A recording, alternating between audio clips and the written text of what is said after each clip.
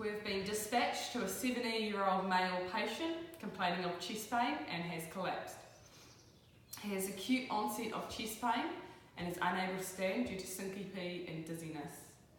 He has had a previous MI approximately 5 years ago, but says the current chest pain he is experiencing is different to what previously. Presentation is pale and clammy, his eyes open to voice. He is mildly confused. When we arrive, he is seated on a lazy boy. He's experiencing palpitations, which he says go into his neck, and feels as though his heart is going to jump out. He's currently on antihypertensive medications. His vitals, as we took them, 170 beats per minute, blood pressure of 70/40, rest rate at 24, a temperature of 37, SpO2 94, and BGL 7.6. His GCS level is at 11, E3V4 M4. The treatment I've given currently, so I've gained IV access bilaterally. I've had my posi flushes checked from my offsider. I've gained a 12-lead ECG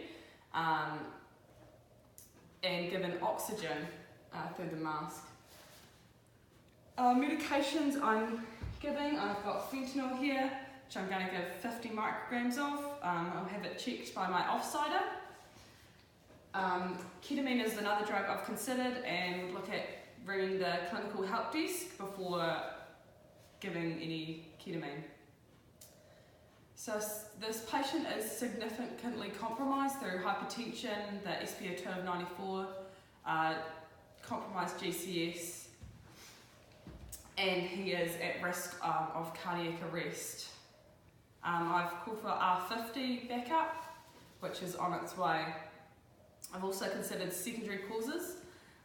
Infection can be ruled out with a temperature of 37. Electrolyte imbalance can be mitigated by the fluids I have running, but as I can see on the 12 lead that he is in VT. So I've prepared this patient for cardioversion. I've got stuff ready for cardiac arrest, suction, LMA and bag mask, and my MRX here. So now the patient is prepared, I'll go through the cardioversion checklist with my offsider. So place the pads on the apex and sternum, and ECG electrodes, which for this purpose of the OSCE would not be placed on the mannequin. So we've got that there. Ensure the defibrillator is in manual mode. Into manual mode. And we're going to select a lead with visible R wave, which in this instant is lead 2. Select synchronized mode.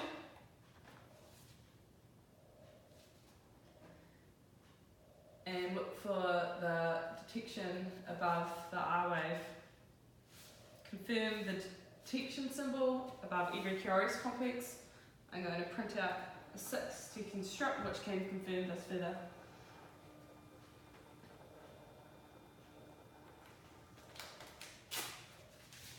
From the strip, I can see that there is a detection above every QRS complex and the patient is in VT.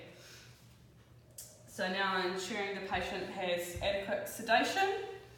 Can you squeeze my hand? Patient is adequately sedated. The dual selection for this is the adult dose. So now charge the defibrillator and ensure everyone is clear.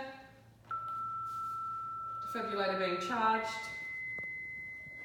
So now we'll press and hold the shock button to ensure it is over the R wave. Clear the patient.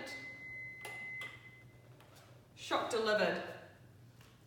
So now I'm reassessing patient, checking the airway.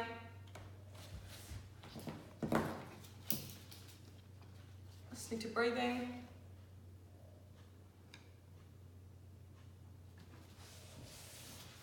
Feeling for pulse, and checking cap refill. So the rhythm has converted what I can see into sinus rhythm, just confirming that rhythm.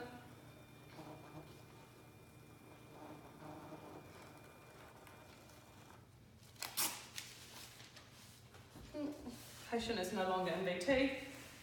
Hello, can you hear me?